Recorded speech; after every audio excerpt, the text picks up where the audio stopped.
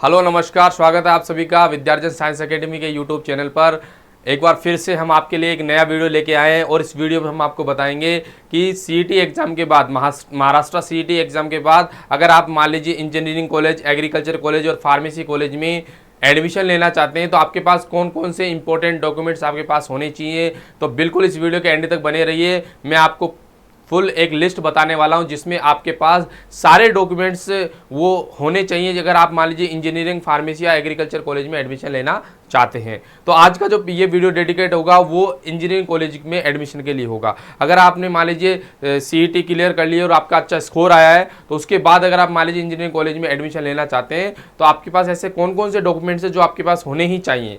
तो बिल्कुल आप इस वीडियो में आपको देखने को मिलेगा और वीडियो को बिल्कुल लाइक कीजिए। अगर मान लीजिए कोई आपका फ्रेंड है जो सीईटी की प्रिपरेशन कर रहा है या फिर उसका सीईटी में अच्छा स्कोर आया और वो एडमिशन लेना चाहता है इंजीनियरिंग कॉलेज में, तो ये वीडियो उसके लिए हेल्पफुल रहेगा। तो उसको भी शेयर कीजिए और चैनल को सब्सक्राइब कीजिए। और चलते इस वीडियो में नेक्स्ट आपको हम बताने जा रहे हैं डॉक्यूमेंट्स की एक लिस्ट जिसमें आपको पता चलेगा कि आपको कौन कौन से डॉक्यूमेंट्स आपको चाहिए होता है। जनरली क्या होता है ना कि हमारी एग्जाम हो गई है और उसके बाद हमको मान लीजिए एडमिशन के लेना है तो कभी कभी क्या होता है कि कुछ इंपॉर्टेंट डॉक्यूमेंट्स होते हैं वो हमें पता नहीं रहता और हम गलती कर बैठते हैं और हम उसको बनाते नहीं है और फिर एट द टाइम कॉलेज में जब सबमिशन होता है, डॉक्यूमेंट सबमिशन, तो आपके पास वो डॉक्यूमेंट नहीं है तो आपको बहुत परेशानियों का सामना करना पड़ सकता है। तो आज इस वीडियो को देख के आपके पास जो भी डॉक्यूमेंट्स आपको चाहिए वो आराम से आप अपने पास एक साथ कलेक्ट कर लीजिए, उनकी एक फाइल बना लीजिए और उनकी 2 या 3 कॉपीज़ बना लीजिए। जिससे क्या हो सकता है, एक कॉपीज आपके पास रहेगी और एक कॉपीज आप कॉलेज में जमा करा सकते हो,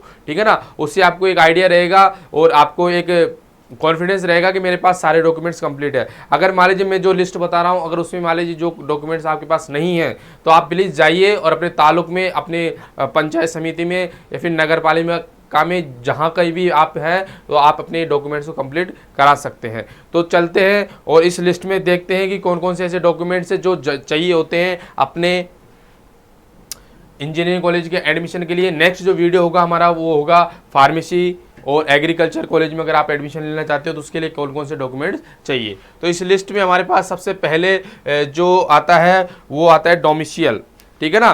तो यहाँ पर जो पार्टिकुलर है इसका मतलब ये होता है जो पार्टिसिपेट करना चाहते हैं कॉलेज में, काउंसलिंग में पार्टिसिपेट कर रहे हैं, ठीक है ना। तो उसके लिए कुछ सर्टिफिकेट्स हैं और कुछ आपको जो पर्टिकुलर सर्टिफिकेट्स है, कास्ट सर्टिफिकेट्स हो गया, लिविंग सर्टिफिकेट्स हो गया, तो 1 बाय 1 सबके बारे में डिस्कस करेंगे, ठीक है ना। तो बिल्कुल किसी प्रकार की कोई आपको डाउट हो तो आप आराम से कमेंट सेक्शन में लिख सकते हैं, हम उसका रिप्लाई जरूर करेंगे आपको, ठीक है ना। और नेक्स्ट वीडियो में मेंशन कर दिया जाएगा अगर आपकी प्रॉब्लम ज़्यादा बड़ी है तो, ठीक है। तो यहाँ पे बिल्कुल ध्यान दीजिए आप। यहाँ पर आपको देखने को मिलेगा कि सबसे पहले इस लिस्ट में अगर आपको कोई डॉक्यूमेंट सही है तो वो है बेटा डोमिसाइल कैंडिडेट जो महाराष्ट्र से बिलोंग करते हैं, ठीक है ना। तो आप देखिएगा इंजीनियरिंग कॉलेज जो होती है अगर मान लीजिए उसमें आपको एडमिशन लेना है तो उसमें क्या होता है 85% जो सीटें होती है वो सीईटी महाराष्ट्र के लिए रिजर्व होती हैं और 50% जो सीट्स 15% जो सीट्स होती हैं वो all India candidates, all India से कहीं से भी कैंडिडेट्स आपके महाराष्ट्र में एडमिशन ले सकते हैं, ठीक है ना।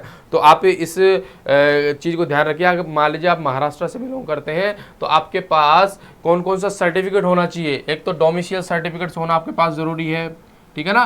डोमिसाइल सर्टिफिकेट आपके पास होना जरूरी है, ये आपके पास 100% होना चाहिए, ठीक है ना। और दूसरा होता है लिविंग सर्टिफिकेट जहाँ पर आप रह रहे हो, और बर्थ सर्टिफिकेट ये भी आपके पास होना चाहिए, ठीक है ना। तो आई होप सबको ये नज़र आ रहा है, ठीक है ना। तो आपको एक तो महाराष्ट्र का डोमिसाइल जो सर्टिफिकेट है वो आपके पास होना चाहिए, दूसरा लिविंग सर्टिफिकेट आपके पास होना चाहिए। इसके अलावा बर्थ सर्टिफिकेट भी अगर आपके पास है तो आपके लिए एडिशनल बेनिफिट है, ठीक है ना। उसके बाद में वो बर्थ सर्टिफिकेट जो है उसके अंदर बेटा mentioning the birth place in Maharashtra, मतलब क्या होता है ना कई जो हमारे बर्थ सर्टिफिकेट्स होते हैं उसमें हम बर्थ सर्टिफिकेट दिखाते हैं, डेट दिखा देते हैं, राइट। लेकिन कभी कभी क्या होता है ना उसमें जो प्लेस मेंशन होता है, आप कहाँ से प्रॉपरली बिलोंग करते हो, महाराष्ट्र के कौन से डिस्ट्रिक्ट से बिलोंग करते हो, कौन सा प्लेस है आपका, वो आपको पता होना चाहिए और वो मेंशन होना चाहिए एज आपके बर्थ सर्टिफिकेट और लिविंग सर्टिफिकेट पर, ठीक है ना। तो आई होप ये आपका डाउट क्लियर हो गया होगा। डोमिसाइल सर्टिफिकेट जो क्या क्या चाहिए होते हैं, तो उसमें आपको डोमिसाइल सर्टिफिकेट चाहिए, उसके अलावा लिविंग सर्टिफिकेट्स होना चाहिए और बर्थ सर्टिफिकेट होना चाहिए। तो उसमें मेंशन होना चाहिए आपका बर्थ प्लेस, आपका बॉर्न कहाँ पर हुआ है, ठीक है ना। तो ये आपको जरूरी है। सेकंड में आता है कि स्कूल और कॉलेज की मार्कशीट कौन कौन सी होनी चाहिए आपके पास। स्कूल और कॉलेज की मार्कशीट जो होती है वो कौन कौन सी आपके पास होनी ही चाहिए। तो देखिए यहाँ पर साफ क्लियर शब्दों में लिखा हुआ है कि class 10th and 12th board की मार्कशीट, जो महाराष्ट्र बोर्ड है, तो आपके पास क्लास 10th और 12th की जो दोनों की मार्कशीट होना जरूरी है। ये आपके डॉक्यूमेंट्स की लिस्ट में होना चाहिए और ये हम इंजीनियरिंग कॉलेज में एडमिशन के लिए ये लिस्ट आपको बता रहे हैं, ठीक है ना। उसके बाद आपके पास डिफरेंट कैटेगरीज हो सकती है, तो आपके पास कास्ट सर्टिफिकेट होना चाहिए और उसके वो कौन से स्टेट का होना चाहिए, महाराष्ट्र का, ठीक है ना। तो कौन सी कैटेगरी है, जैसे ST SC OBC VJ NT1 NT2 NT3, ठीक है ना। ये कास्ट सर्टिफिकेट जो होता है वो इम्पोर्टेंट है। महाराष्ट्र गवर्नमेंट और महाराष्ट्र स्टेट का कास्ट सर्टिफिकेट आपके पास होना जरूरी है। तो ठीक है, तो इससे पहले हमने बताया था आपके पास स्कूल और कॉलेज की मार्कशीट कौन कौन सी, 10th और 12th की मार्कशीट जो कि महाराष्ट्र बोर्ड से अप्रूव्ड होनी चाहिए, महाराष्ट्र बोर्ड से आप पास आउट होने चाहिए, ये आपके पास होने चाहिए, ठीक है। नेक्स्ट होता है SC ST OBC VJ NT1 और NT2 NT3, इनके जो होता है बेटा ये कास्ट है, ये डिफरेंट कास्ट है और कास्ट की वजह से इनके पास जो सर्टिफिकेट्स होना आपके पास ज़रूरी है। अगर आप किसी भी इंजीनियरिंग कॉलेज में एडमिशन लेना चाहते हो, आपके पास कास्ट सर्टिफिकेट भी होना जरूरी है। नेक्स्ट जो सर्टिफिकेट होता है वो होता है cast validity certificate of Maharashtra. कभी कभी क्या होता है ना, हमको जो कास्ट वैलिडिटी सर्टिफिकेट्स होते हैं वो कभी कभी रिन्यू कराने पड़ते हैं, मतलब उनको वापस रिन्यू कराने पड़ते हैं जब 10 साल 15 साल में। तो अपडेटेड वाले आपके पास सर्टिफिकेट्स होने चाहिए, कास्ट सर्टिफिकेट, जो कि सारी कैटेगरीज के लिए लागू होता है, SC ST OBC VJ NT1 NT2 and 3, ठीक है। और स्पेशली क्या होता है, जो SC ST OBC और VJ NT1 NT2 इनके लिए क्या होता है कि नॉन क्रीमी लेयर जो सर्टिफिकेट है वो महाराष्ट्र का होना जरूरी है। मतलब स्पेशली किसके लिए, OBC VJ and NT1 2 and 3, इसके लिए नॉन क्रीमी लेयर सर्टिफिकेट होना जरूरी है, ठीक है ना। तो उसमें अगर मान लीजिए जो महाराष्ट्र गवर्नमेंट क्या होती है कि उनमें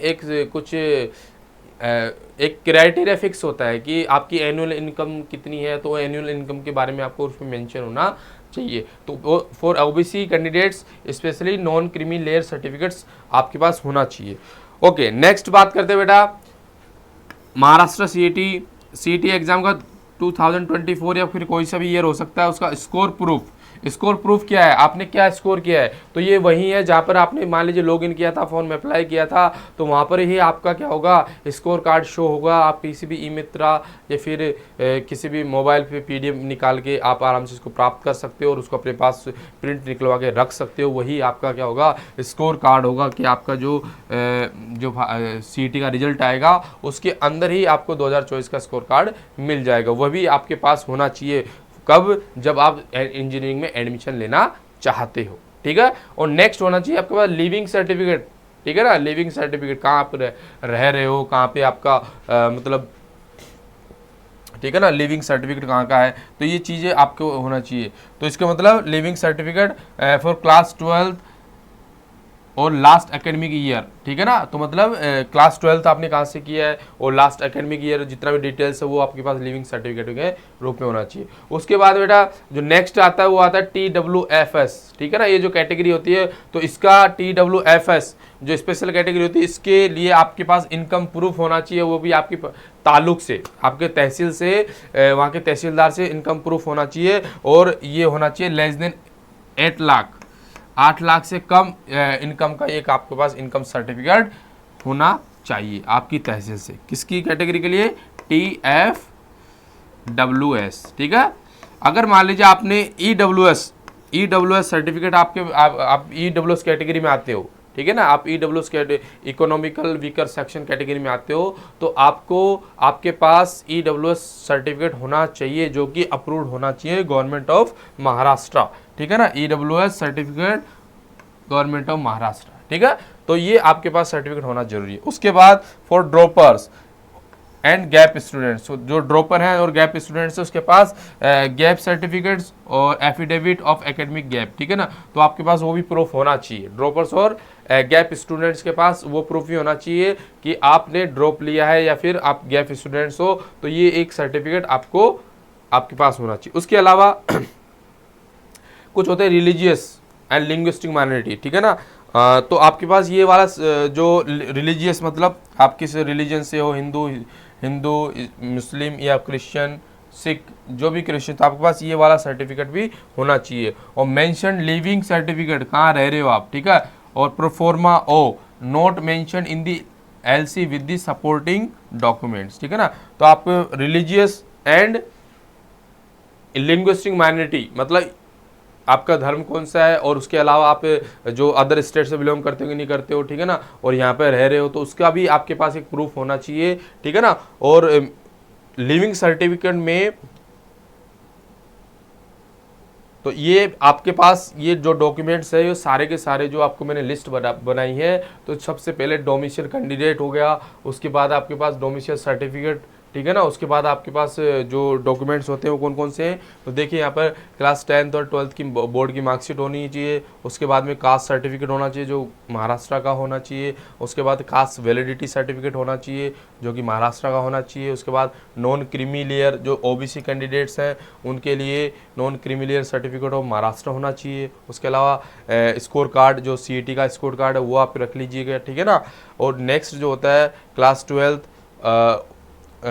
12th का जो लिविंग सर्टिफिकेट है, लास्ट अकेडमी की लिविंग सर्टिफिकेट, ये भी आपके पास होना चाहिए।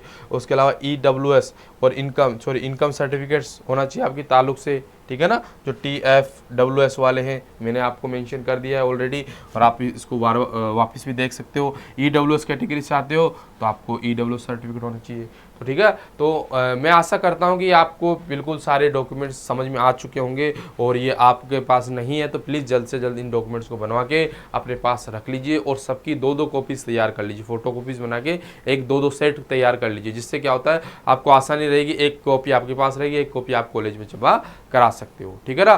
तो आज के वीडियो में हमने इंजीनियरिंग कॉलेज के एडमिशन के लिए जो जो रिक्वायर्ड डॉक्यूमेंट्स है उनके बारे में डिस्कस किया, जो कि सीईटी क्लियर करने के बाद या सीईटी के बाद आपको बहुत ज़्यादा ज़रूरत होती है। नेक्स्ट वीडियो में हम फार्मेसी या फिर एग्रीकल्चर कॉलेज में अगर आप एडमिशन लेना चाहते हो तो वहाँ के लिए आपको कौन कौन से डॉक्यूमेंट्स चाहिए उनके बारे में डिस्कस करेंगे। तो थैंक यू सो मच।